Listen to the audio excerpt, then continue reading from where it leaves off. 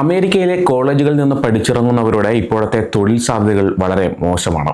പ്രത്യേകിച്ച് വിദേശത്ത് നിന്ന് വന്ന വിദ്യാർത്ഥികളുടെ കാര്യം കൂടുതൽ കഷ്ടമാണ്. കൊറോണ സമയത്തേക്കാൾ മോശമായ അവസ്ഥയാണ് ഇപ്പോഴുള്ളത്. ജോലികൾ കുറഞ്ഞതാണ് പ്രധാന പ്രശ്നം. 2022 അവസാനത്തിൽ പഠിച്ചിറങ്ങിയവർക്ക് 2-3 ജോലികൾ വരെ കിട്ടിയ സാഹചര്യമുണ്ടായിരുന്നു. എന്നാൽ ഇന്ന് ഒരു ജോലി കിട്ടാൻ പോലും പലരും കഷ്ടപ്പെടുകയാണ്. ഒരൊറ്റ ജോലിക്ക് ഏകദേശം 120 പേർ വരെ അപേക്ഷിക്കുന്നുണ്ട്. അത്രക്കധികം ആളുകൾക്ക് ജോലി വേണം.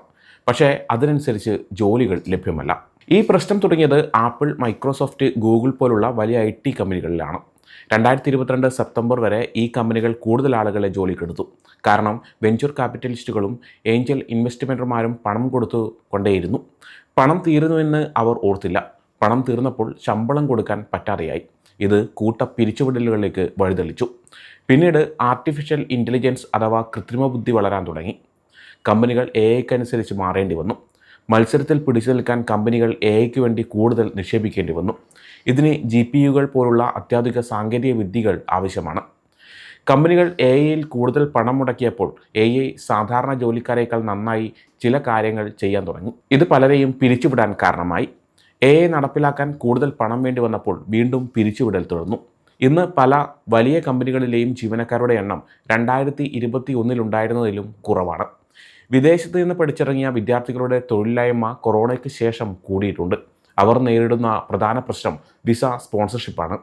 ഒരു വിദേശ വിദ്യാർത്ഥിക്ക് H-1B പോലുള്ള വിസയുടെ സഹായം വേണമെന്ന് പറഞ്ഞാൽ ഉടൻ തന്നെ പല കമ്പനികളും അവരെ ഒഴിവാക്കും. ട്രംപിൻ്റെ 2ാം വരവിൽ അമേരിക്കക്കാർക്ക് ആദ്യം ജോലി നൽകണമെന്ന ചിന്താഗതിയോടെ കുടിയേറ്റ വിരുദ്ധ വികാരം ശക്തമാവുകയാണ്. H-1B വിസകൾ അമേരിക്കൻ പൗരന്മാരുടെ തൊഴിലവസരങ്ങൾ നഷ്ടപ്പെടുത്തുന്നു എന്ന് വിശ്വസിച്ച് ട്രംപ് ഭരണകൂടം അതിനെതിരെ നടപടിയെടുക്കാൻ ശ്രമിക്കുകയാണ്. ഇത് H-1B വിസ ലഭിക്കാനുള്ള സാധ്യത കുറയ്ക്കുകയും കൂടുതൽ ചിലവേറിയതാകുകയും ചെയ്യും. USCIS നിയമങ്ങൾ കൂടുതൽ കർശനമാക്കിക്കൊണ്ടിരിക്കുകയാണ്.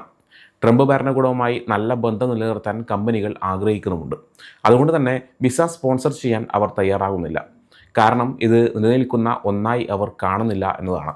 H-1B വിസ ശമ്പളത്തെ അടിസ്ഥാനമാക്കിയുള്ളതാക്കാൻ സർക്കാർ ആലോചിക്കുന്നുവെന്ന വാർത്തകൾ നേരത്തെ പുറത്തു വന്നിരുന്നു. ഇങ്ങനെ സംഭവിച്ചാൽ പുതിയതായി പഠിച്ചിറങ്ങിയവർക്കും കുറഞ്ഞ ശമ്പളമുള്ളവർക്കും H-1B വിസ കിട്ടാൻ ബുദ്ധിമുട്ടാകും. ഇത് അമേരിക്കയിലെ പുതിയ ആളുകളുടെ തൊഴിൽ സാധ്യതകളെ ഇല്ലാതാക്കും. ജോലി നഷ്ടപ്പെട്ടവർ ഇപ്പോഴും തൊഴിലിനായി മത്സരിക്കുന്നുണ്ട്. അവരിൽ പലരും കൺസൾട്ടൻസി വഴി സ്വന്തമായി ശമ്പളം നൽകി അവിടെ തന്നെ തുടരുന്ന അവസ്ഥയാണുള്ളത്. ഇത് കുറഞ്ഞ ജോലികൾക്ക് കൂടുതൽ ആളുകൾ മത്സരിക്കുന്ന അവസ്ഥ ഉണ്ടാക്കുന്നുണ്ട്. ഇതിനൊരു പരിഹാരമായി O-1 വിസയ്ക്ക് സാധ്യതയുണ്ട്. ഇത് അസാധാരണ കഴിവുള്ളവർക്കുള്ള വിസയാണ്. ഈ വിസയ്ക്ക് ശമ്പളമല്ല, കഴിവാണ് പ്രധാനം. കൂടാതെ ഇതിന് ലോട്ടറി സമ്പ്രദായമില്ല. അമേരിക്കയിൽ ലഭ്യമല്ലാത്ത കഴിവുള്ള ആളുകൾക്ക് ഈ വിസ നൽകാം. 50 വർഷം വരെ ഗ്രീൻ കാർഡിനായി കാത്തിരിക്കുന്നവർക്ക് പോലും ഈ വിസ വഴി 2-3 വർഷത്തിനുള്ളിൽ ഗ്രീൻ കാർഡ് നേടാനും സാധിക്കും.